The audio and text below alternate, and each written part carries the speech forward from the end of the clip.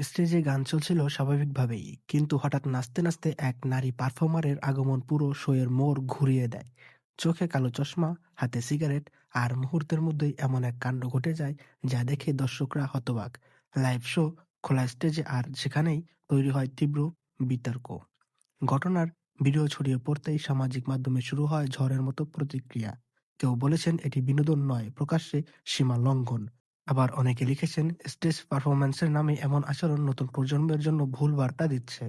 একাংশ নেটিজেনের দাবি গায়ক নিজেও পরিস্থিতি সামলাতে ব্যর্থ হন।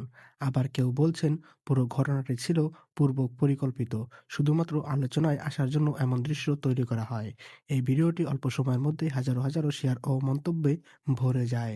লাইভ স্টেজ শো মানেই গান, আলো আর বিনোদন, কিন্তু সম্প্রতি এক অনুষ্ঠানে ঘটে যাওয়া এক ঘটনা সেই ধারণাকেই প্রশ্নের মুখে ফেলেছে। গান চলাকালীন হঠাৎ এক নারী পারফর্মার স্টেজে প্রবেশ করেন।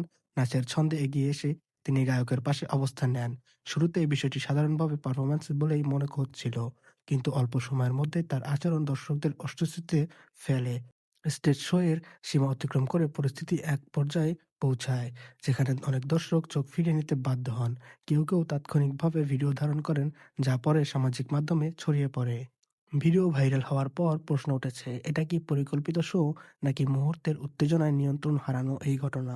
দর্শকদের বড় একটি অংশ এবং পারফরম্যান্সের অশালীন বলেই উল্লেখ করেছেন।